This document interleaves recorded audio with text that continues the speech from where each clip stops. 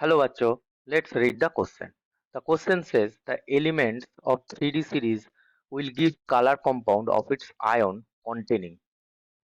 Now, the key concept related to this question, that is the DD transition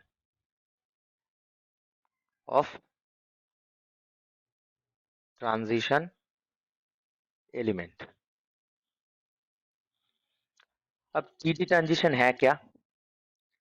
जो transition element होता है उसमें क्या होता है 3D series 4D series 5D series में पार्शियली फील्डेड d ऑर्बिटल्स होता है. So electrons can move from one d orbital to another.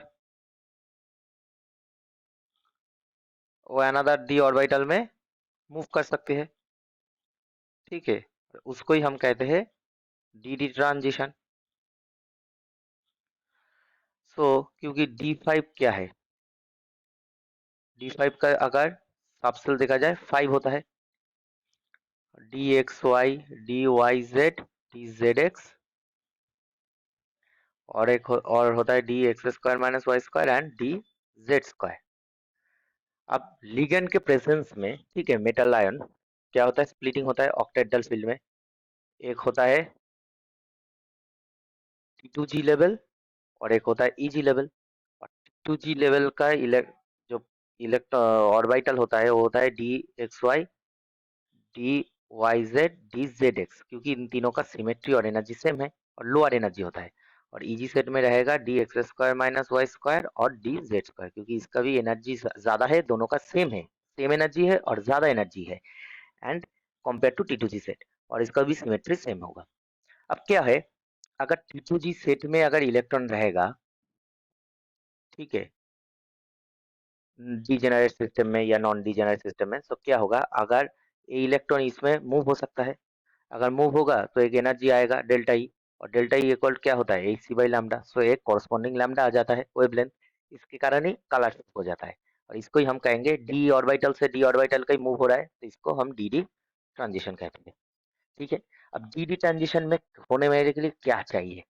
ठीक है, अब डी ट्रांजिशन होने के लिए यहाँ पर क्या होता है, अनपेयर इलेक्ट्रॉन मूव होता है. ठीक है, सो T2G में अनपेयर इलेक्ट्रॉन चाहिए जो मूव होगा, और EG में वैकेंट साइट चाहिए. अगर वैकेंट रहेगा तभी तो मूव हो पाएगा, नहीं तो मूव नहीं हो पाएगा. ठीक है,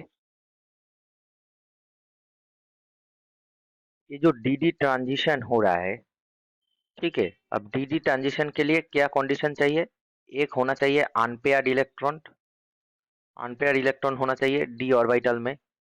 ठीक है, स्पेशली T2G सेट में.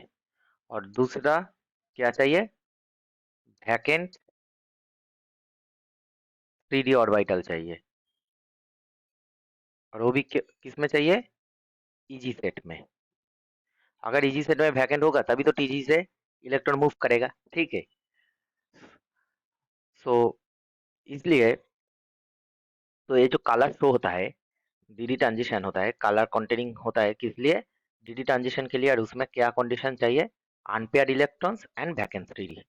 सो जो हमारा ऑप्शन है, option A vacant 3D orbitals and option B unpaired electrons in 3D.